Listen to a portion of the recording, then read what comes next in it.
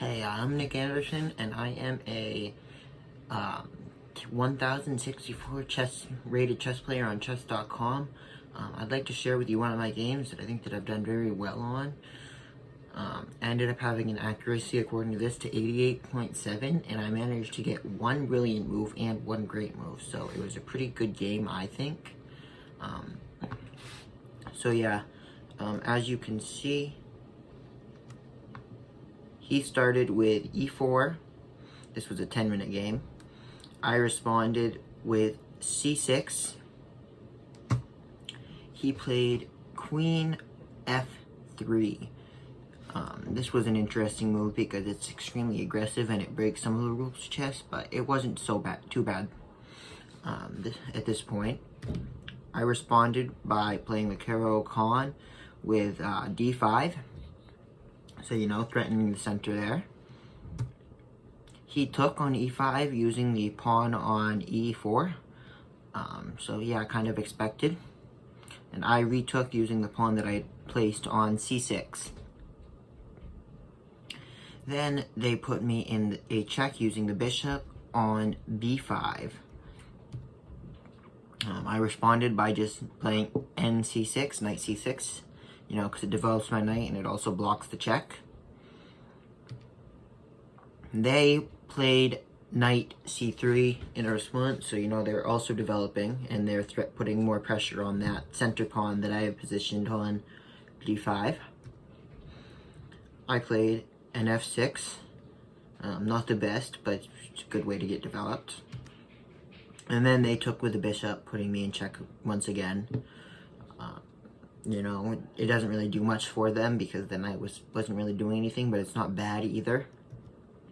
And then, of course, I took the bishop using the b7 pawn. They, at this point, went knight to e2, and it was the knight on g, so the developed knight to e2. Then I just attacked their queen using my bishop on c8.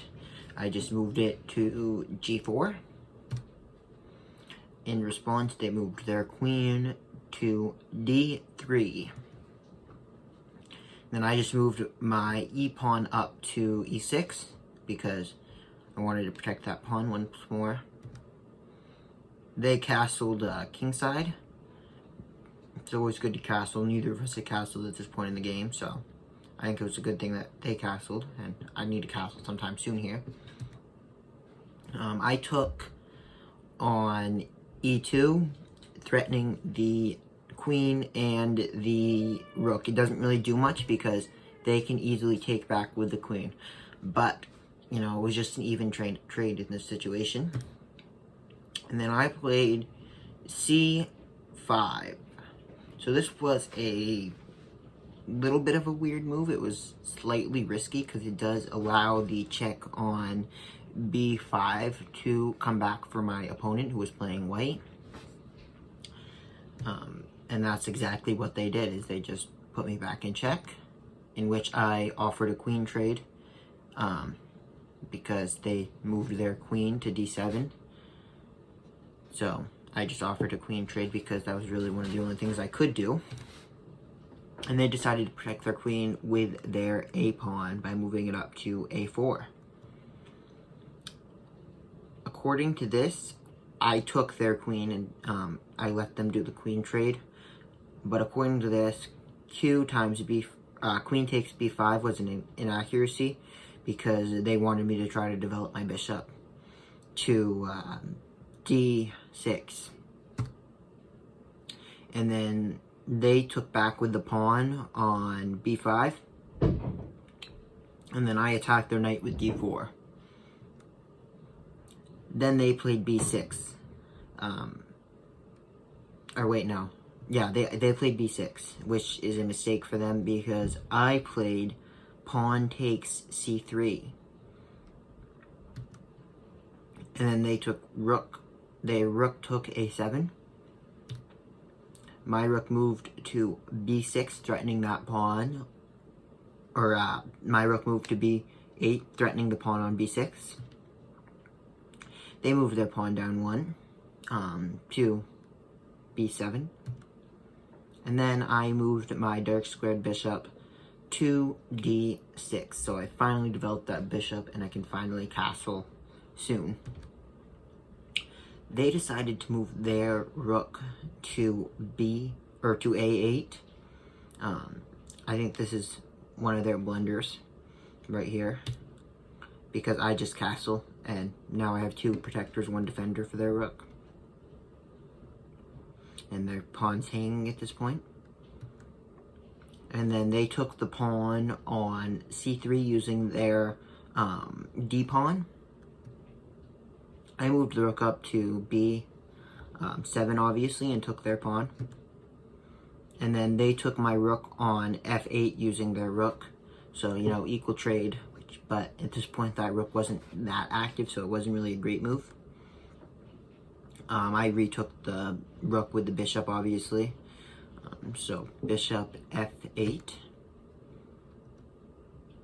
Then they played rook d1. You know, this doesn't really do much, but it doesn't hurt them at all. So, I just offered a trade, which, again, doesn't really do much.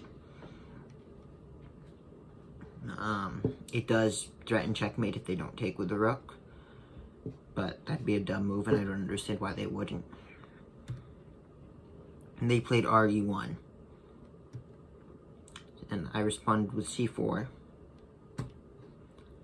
They played b3, so, you know, they're just offering a pawn trade. And then this is my brilliant move. I moved knight to e4. Now this is brilliant because if they take the knight, then I move rook to d1, and that's well, it's not checkmate, but that's mate in 1 because they have to block with the rook, and then I simply take the rook. If they don't take with the knight, I can win a pawn, pretty much. So that's why that move is brilliant. They decided to just threaten the knight using a pawn. Yeah, so they just moved f3. And then, of course, I took the pawn. That was the best move. And then they took the pawn on c4 using their b3 pawn. I moved up the rook and offered a trade on d1. They took, and then I took back with my knight on c3. They moved their bishop out to e3. This was obviously a blunder because my knight was there, so I obviously took back with the knight on d1. I just took the bishop that was hanging on e3. They moved their pawn to c5. I took with the bishop. And then they moved their king to f2. So that kind of threatens the knight, but I take the pawn on c2 and put them in check using the bishop. And then they move king to g3.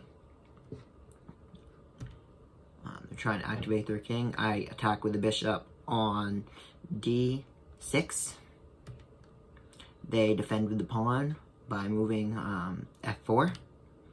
I offer my pawn, but obviously they can't take it because it's pinned, on g5.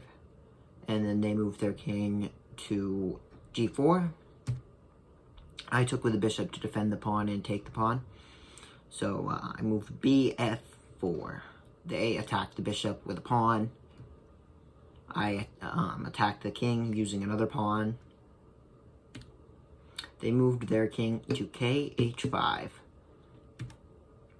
And then I moved my bishop back to c1. They moved their king to h6. This was an inaccuracy on their part. And I just moved f4. Technically, I probably should have moved g4, but I didn't, so whatever. They took with their pawn. So g takes f4. I took with my g4 f5 pawn, so g5 takes f4, and then they move their pawn on h4, and then I obviously put them in check by moving f3. They moved their king up to h5 because that's all they could do. I moved my king to f7. They had to move their king to g4 because that's the only move they could make again. I moved my pawn to f2. They moved their king to g3.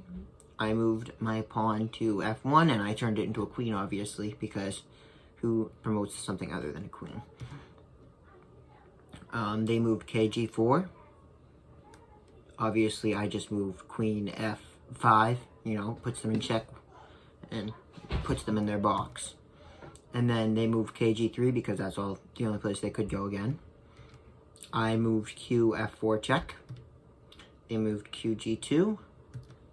I moved knight e3 check. They moved kg1. And then I moved q f1 check. They moved king h2, and then I moved queen g2 checkmate.